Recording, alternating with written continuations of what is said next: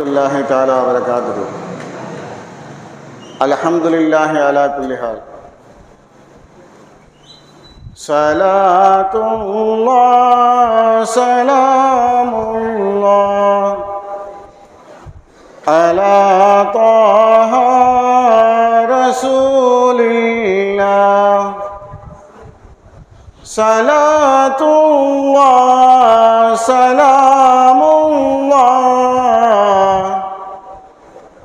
على ياسين حبيب الله.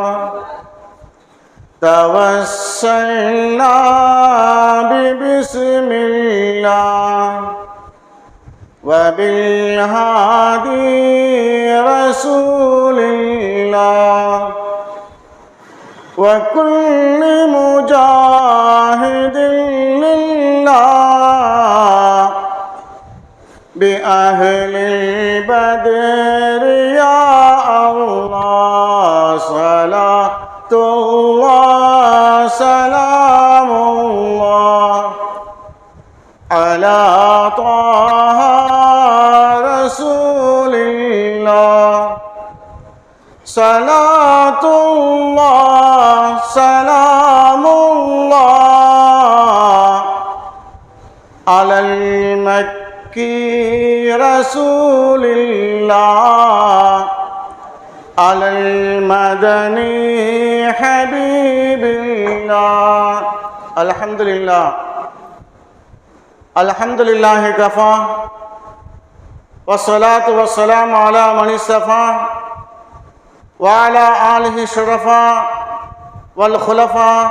أما بعد، فقد قال الله تعالى في القرآن العظيم والفرقان المجيد: أعوذ بالله من الشيطان الرجيم، بفضل بسم الله الرحمن الرحيم. إنما يخشى الله من عباده العلماء. آمنا بالله صدق الله العليم.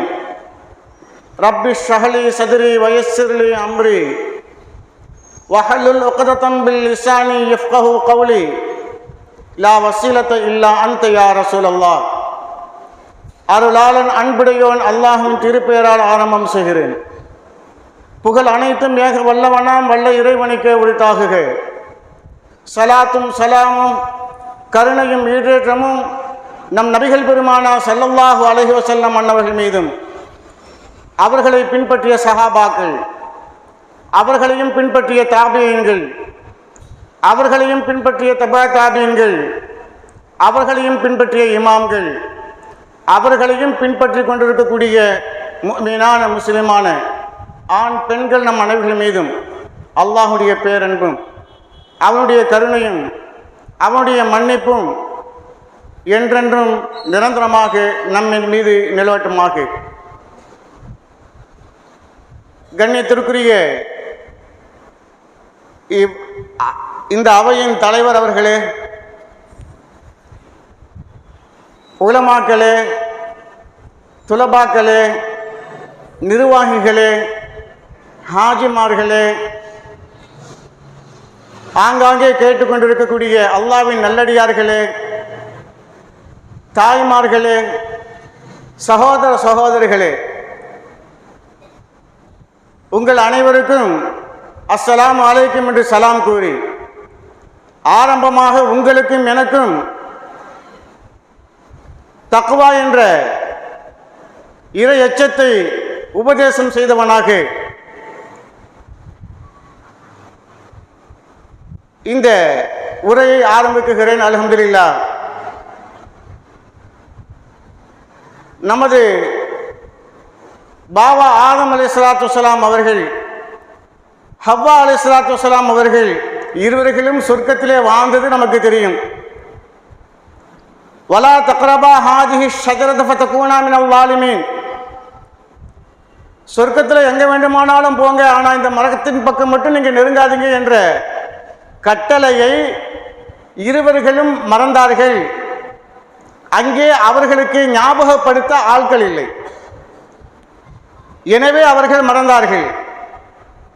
அதன் காரணமாக அந்த மறதி என்ற அந்த ஒரே ஒரு குற்றத்திற்காக இந்த பூமிக்கு தள்ளப்பட்டார்கள்.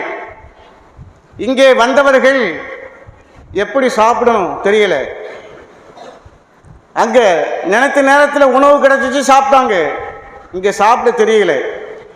வஅல்லம ஆதம அஸ்மாஅ குல்லஹா, அல்லாஹு ஜல்ல ஷானஹு தஆலா ஆதம் அலைஹிஸ்ஸலாத்து வஸ்ஸலாம் அவர்களுக்கு எல்லாவற்றையும் கற்றுக் கொடுத்து விட்டான். இங்கேயும் கற்றுக் கொடுத்தான். இங்கே இப்படியெல்லாம் சாப்பிடக்கூடாது, விவசாயம் செஞ்சு தான் சாப்பிடணும். பூமியை உழுதல், விதை விதைத்தல், தண்ணீர் பாய்ச்சுதல், அறுவடை செய்தல், அவிழ்த்தல், அதற்கு பிறகு உண்ணுதல் என்ற முறையை அல்லாஹ் கற்றுக் கொடுத்தான். ஆக ஆதம் அலைஹிஸ்ஸலாம் அவர்கள் ஒரு விவசாயி. அது மட்டுமல்ல, சொர்க்கத்தில் அவங்களுக்கு ஆடை வேற, இந்த பூமியில் அவங்களுக்கு ஆடை சொர்க்க ஆடை கிடையாதுல்ல. அதனால அவர்கள் நெசவாளர்களாகவும் இருந்தாங்க. ஆதம் அலைஹிஸ்ஸலாத்து வஸ்ஸலாம் அவர்களை தொடர்ந்து நூஹ் அலைஹிஸ்ஸலாம், நூஹ் அலைஹிஸ்ஸலாத்து வஸ்ஸலாம் அவர்களுக்கு அல்லாஹு ஜல்ல ஷானஹு தஆலா நிறைய கற்றுக் கொடுத்தான். அதுல மெயினானது ஆசாரி, மரங்களை வெட்டி அதன் மூலமாக குடில், அதற்குள்ளே வாழக்கூடிய நிலை. அது மட்டுமல்ல, ஃபஸ்னஇல் ஃபுல்க பிஅயுனினா என்று அல்லாஹு ஜல்ல ஷானஹு தஆலா அவனுடைய கட்டளைக்கிணங்க அவனுடைய நேரடி, அல்லாஹுடைய நேரடி பார்வையிலே கப்பலை கட்டமைக்க செய்தான்.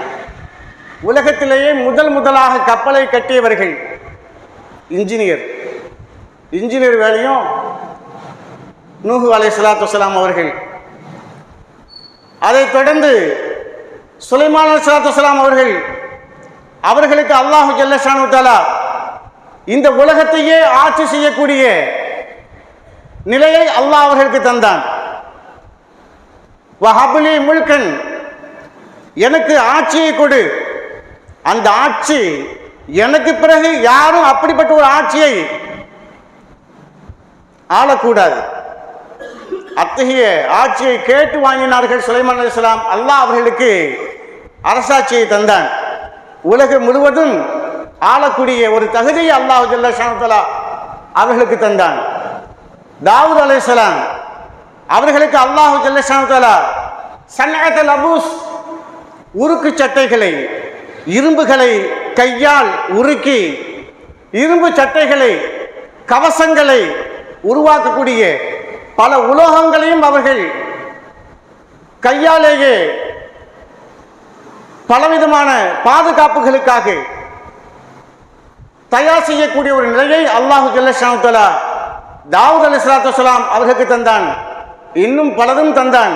ஆனால் நமக்கு இங்கே அதுவும் முக்கியமல்ல. ஈசா அலைஹிஸ்ஸலாத்து வஸ்ஸலாம் அவர்கள் உப்ரிஉல் அக்மஹ வல் அப்ரஸ, மிகப்பெரிய ஒரு வைத்தியராக இருந்தார்கள். பிறவி குருடை சுகப்படுத்தினார்கள், மௌத்தாக்களை உயிர்ப்பித்தார்கள், வௌவால் ஒரு பறவையை தயார் செய்தார்கள். அவர்கள் விஞ்ஞானியாக இருந்தார்கள், மெய்ஞானம் உள்ளவர்களாக இருந்தார்கள். இப்படியாக நபிமார்கள் ஒவ்வொருவர்களும் ஒவ்வொரு தொழில், இதற்கு மத்தியிலே அவர்கள் மனைவி மக்களோடு வாழ்ந்தார்கள், மக்களுக்கு மத்தியிலே தாவா செய்து கொண்டிருந்தார்கள், அல்லாஹ்வை என்றும் மறக்காமல் இருந்தார்கள். அதை நாம் குர்ஆனில் கூட பார்க்கலாம். நபிமார்களை கூப்பிட்டு அல்லாஹ் சொல்வதானால் அல்லாஹ் எப்படி சொல்வான்? யா அய்யுஹன் நபியு இத்தகுல்லாஹ், நபியே நீங்கள் அல்லாஹ்வை பயந்து கொள்ளுங்கள். இதே சாதாரண மக்களை பார்த்து அல்லாஹ் சொல்வதாக இருந்தால் யா அய்யுஹன் நாஸ் உஅ்புது ரப்பக்கும் உள்ளதி, மக்களே உங்களுடைய ரப்பை நீங்க வணங்குங்கன்னு சொல்லுவோம். அல்லாஹ்வை முழுமையாக வழங்கியவர்கள், விளங்கியவர்கள் நபிமார்கள் மட்டுமே. நம்மை போன்ற சாதாரண மக்கள் ரப்பைத்தான் வழங்க முடியும். அல்லாஹ்விற்கும் ரப்புக்கும் உள்ள வேறுபாடுகள் வேறு. ஆனால் இங்கே அதை சொல்வது நோக்கமல்ல. அல்ஹம்துலில்லாஹ், அந்த அளவிற்கு நபிமார்கள் இறையச்சத்தோடு இருந்தார்கள், இபாதத்தோடு இருந்தார்கள். ஒவ்வொரு நொடி பொழுதும் அல்லாஹ்வுடைய சிந்தனையில் இருந்தார்கள், திறன் வாய்ந்தவர்களாக இருந்தார்கள். ஒவ்வொருவர்களும் வெவ்வேறு வகையிலே ஆற்றல் பெற்றவர்களாக இருந்தார்கள். இப்படியாக ஒவ்வொரு நபிமார்களுக்கும் அல்லாஹு ஜல்லஷானு தஆலா பேர் அற்புதங்களையும் தந்து பேர் ஆற்றல்களையும் தந்தான். இவர்களுக்கெல்லாம் தலைவர்கள் நமது நபிகள் நாயகம் ஸல்லல்லாஹு அலைஹி வஸல்லம் அவர்கள், சய்யிதுல் அன்பியா. அவர்களுக்கு அல்லாஹு ஜல்லஷானு தஆலா எல்லா விதமான நிலைகளையும் தன்மைகளையும் குணாதிசயங்களையும் ஆற்றல்களையும் அல்லாஹ் அவர்களுக்கு தந்திருக்கிறான். விரிவாக சொல்வதற்குரிய நேரங்கள் இல்லை. அந்த நபியினுடைய வாரிசுகள் தான் அல் உலமாஉ வரசத்துல் அன்பியா. உலமாக்கள் நபிமார்களின் வாரிசுகள்.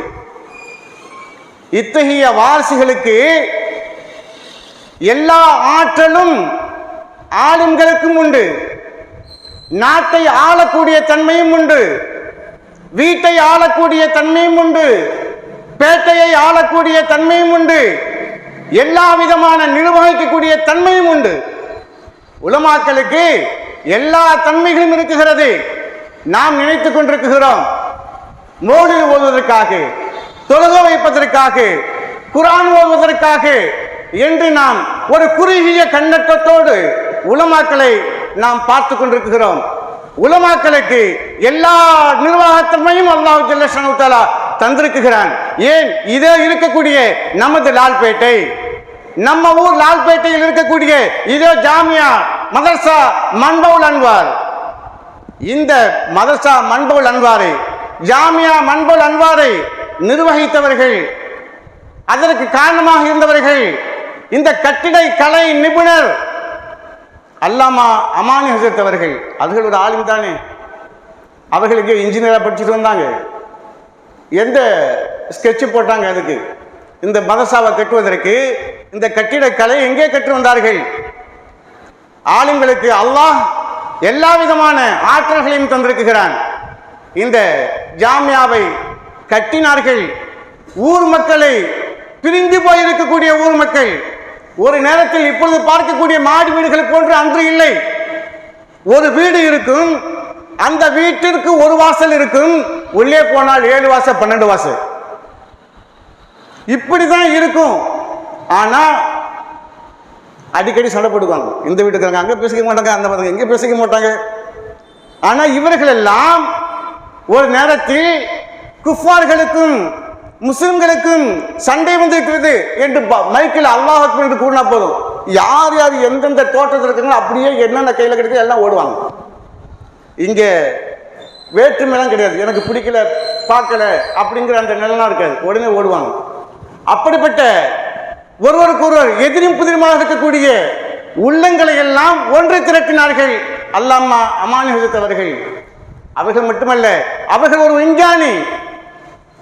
மின்சாரம் இல்லாமல், பேட்டரி இல்லாமல், பெட்ரோல் இல்லாமல் ஒரு மிஸ்ரியை மூங்கிலில் தயார் செய்தவர்கள். விஞ்ஞானி, மிகப்பெரிய பேராசிரியர், எத்தனையோ உலமாக்களை உருவாக்கியவர்கள். ஆக அமானி ஹசரத் அவர்கள் ஒரு ஆலிம். அதை தொடர்ந்து விவசாயி இஸ்மாயில் ஹசரத் அவர்கள் பாரத்தில் வந்து உட்கார்ந்துருப்பாங்க, சேகத்தோடு வந்து உட்கார்ந்துருப்பாங்க. வயலுக்கு போயிட்டு அங்கே தண்ணியெல்லாம் பாய்ச்சிட்டு சேத்தோடு வந்து பாரத்தில் இருந்து உட்கார்ந்துருப்பாங்க. அவங்க ஒரு விவசாயி, அவங்களும் ஒரு ஆலிம் தான். இன்றைக்கு இந்த லால்பேட்டையினுடைய போட்டோ தமிழகத்தில் இருக்கக்கூடிய எல்லா ஊர்களிலும், எல்லா பள்ளிவாசல்களிலும் அவுகாத்து ஸலாத் தொங்கவிடப்பட்டிருக்குது. அதற்கு காரணமாக இருந்தவர்கள் நாச்சி குலத்தை சார்ந்த ஷேக் முகமது ஹசரத் அவர்கள். இங்கே விண்கலை வித்தகர், விண்கலை நிபுணர். அன்பிற்குரியவர்களே, அல்லாஹு ஜல்லஷானு தஆலா ஆலிம்களுக்கு எல்லா வகையான தன்மைகளையும் தந்திருக்கிறான். அப்படிப்பட்ட ஆலிம்களை இன்று மிக கேவலமாக மதிக்கக்கூடிய ஒரு நிலையை நாம் பார்க்கிறோம். ஆலிம்களுக்கு அல்லாஹு ஜல்லஷானு தஆலா சொல்கின்ற பொழுது இன்னமா யஹ்ஷல்லாஹ மின் இபாதிஹில் உலமா, அல்லாஹ்வை பயந்து வாழ்பவர்கள் உலமாக்கள் மட்டுமே.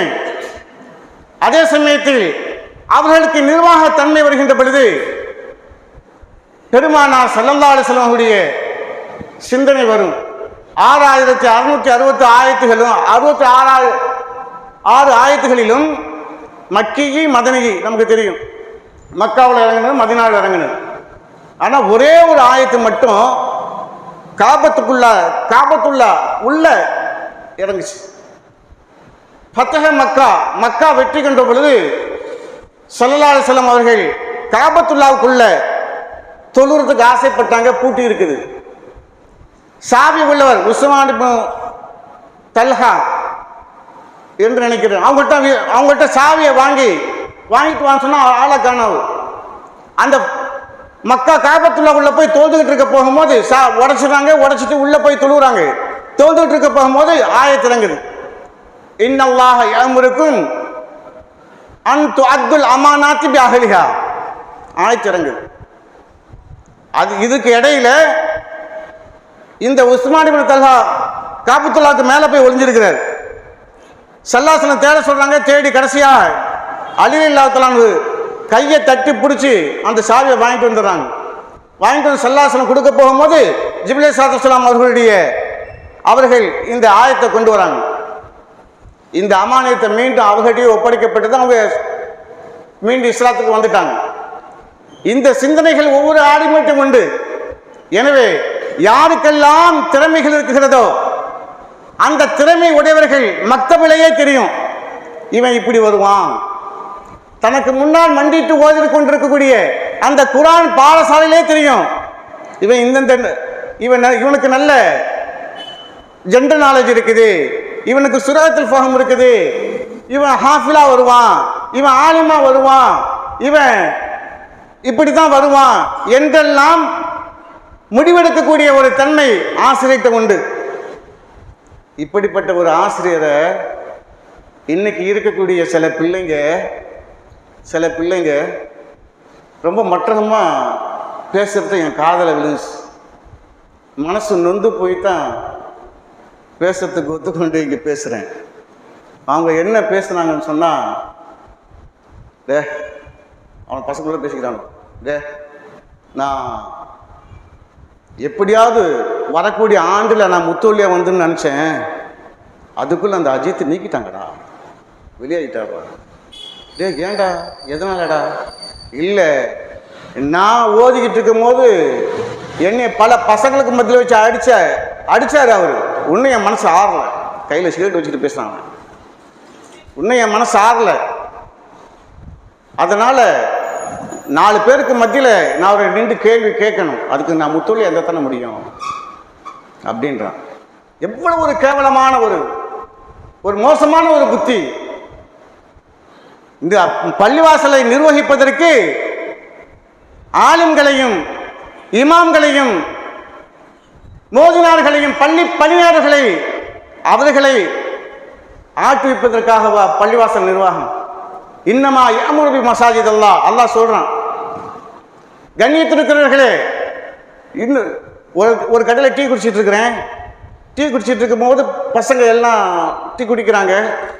நான் ஏதோ ஒரு சிந்தனை இருக்கேன். திடீர்னு வருங்கால முத்தோல்லிட்ட கொடு, சீனு கொஞ்சம் நிறையா அள்ளி போட்டு கொடு அப்படின்றான் ஒருத்தவன். என்னடா இது, அந்த அளவுக்கு பள்ளிவாசல்ல ஆர்வம் உள்ளவர்களாக இருக்குன்னு சொல்லிட்டு விட்டு பார்த்தா மீசையும் முளைக்காத பையன் அவன் சொல்றான். இது எங்க போய் சொல்றதுன்னு தெரியல. ஒரு நேரத்தில் பள்ளிவாசலுடைய நிர்வாகிகள், பள்ளிவாசல்ல ஹாஜிமார்கள், பள்ளிவாசல் நிர்வகித்தவர்கள், உலமாக்கள் எல்லாம் ஒன்று கூடி, எங்க நம்ம ஹாஜி மூத்தா போயிட்டார், முத்தோலி மூத்தா போயிட்டாரு, அடுத்த முத்தோலி யாரை போடலாம் அப்படின்னு சொல்லிட்டு கேட்க போகும்போது ரொம்ப நேரமாக யோசிச்சு ஒரு ஆளை பிடிப்பாங்க. அவர்கிட்ட போய் நீங்கள் போய் எல்லாம் முத்தோலியா வரணும்னு சொல்லிட்டு போய் சொல்லுவாங்க. ஆனால் சொல்லும் பொழுது அல்லாஹ் எனக்கு வானா என்னமோ ஒரு மடியில் நெருப்பை கொண்டு போய் கொட்டின மாதிரி அப்படியே துள்ளுவார் அவர். இப்படி இருந்துச்சு ஒரு காலம். இப்படி இருந்தது ஒரு காலம். அன்பிருக்கிறவர்களே, உலமாக்களாகிய நாங்கள், இளம் வாலிபர்களே, உங்களுக்கு நாங்கள் சொல்லிக் கொள்கிறோம், வாருங்கள், மஸ்ஜிதை நிர்வகியுங்கள், பள்ளிவாசலை நிர்வகியுங்கள், தீன் சம்பந்தப்பட்ட அத்தனை நிர்வகியுங்கள். அதற்கு முன்னதாக கற்றுக்கொள்ளுங்கள் மஸ்ஜித் என்றால் என்ன, உள் மஸ்ஜித் என்றால் என்ன, வெளி மஸ்ஜித் என்றால் என்ன, அதற்குரிய தகுதி என்ன, அங்கே அதற்குரிய செயல்பாடுகள் என்ன, மெஹராப் என்றால் என்ன, பக்கத்தில் கூடிய மிம்பர் படி என்றால் என்ன, அந்த மிம்பர் படியின் தன்மை என்ன, அந்த மிம்பர் படியின் பவர் என்ன என்பதை தெரிந்து வாருங்கள். இமாம் என்றால் யார், அவர் எப்படி இருக்க வேண்டும், எந்த முறையில் இருக்க வேண்டும் என்பதை தெரிந்து புரிந்து வாருங்கள். அதையும் ஒரு ஆளுமிடத்தில் தான் கற்றுக்கொள்ள வேண்டும். எனவே அன்பிற்குரியவர்களே, எனவே முடிவுக்கு வருகிறேன். ஆளும்களை பின்பற்றுங்கள், கேவலப்படுத்தாதீர்கள். நீங்கள் காலேஜ் புத்தகங்கள் படிக்கிறீர்கள், குர்ஆனை ஓதுகிறீர்கள். குர்ஆனிலே ஒரு எழுத்து பிழை என்றால் அதை அசிங்கப்படுத்துவீர்களா? குர்ஆன் எழுத்து சிறியதாக இருக்குது, கண்ணுக்கு தெரியல அப்படின்னு சொன்னா அதை அசிங்கப்படுத்துவீர்களா? அதை ஒதுக்கி வச்சிருவோமா இல்லையா? அந்த புத்தகத்தை ஒதுக்கி வச்சிருவோம், என் கண்ணுக்கு தெரியல, அல்லது அச்சுப்பிழையாக இருக்கு அப்படின்னு சொல்லி ஒதுக்கி வச்சிருவோம். அதே மாதிரி தான் ஆலிம்கள்ல ரப்பானியும் உண்டு, ஷைத்தானியும் உண்டு. உங்களுக்கு ஷைத்தான் தெரியுதா? ஒதுங்கிடுங்க, ஒதுக்காதீங்க, ஒதுங்கிடுங்க. அவர்களை இழிவுபடுத்தாதீங்க, எதையும் சொல்லாதீங்க. அவர்களுக்கும் அல்லாஹுக்கும் உள்ள சம்பந்தம். அல்லாஹ் நாடினால் அவர்கள் எப்படி வேண்டுமானும் ஆக்குவான். அல்ஹம்துலில்லாஹ். நல்லவர்களாக தெரியுதா, ரப்பானியாக தெரியுதா, பின்பற்றுங்கள். ஆளும்களை கண்ணியப்படுத்துங்கள். நிச்சயமாக நமது வாழ்வு அதனால் பரக்கத்து புரிதாகும். அத்தகைய ஒரு பெரிய வாழ்வு, மிகப்பெரிய ஒரு இக்ராமான நிலைகள் எல்லாம் உங்களுடைய வாழ்விலும், நம்முடைய சுற்றார்கள், உற்றத்தார்கள் எல்லாருடைய வாழ்விலும் அது நிச்சயமாக ஏற்படும். அக்ரீம் அப்பாக்க வ உம்மக்க வ உஸ்தாதக்க என்று சொல்லி வார்த்தைகளை நிறைவு செய்கிறேன். ஆஹிர் தவானா அல்ஹம்துலில்லாஹி ரப்பில் ஆலமீன். அஸ்ஸலாமு அலைக்கும். அல் ஃபாத்திஹா.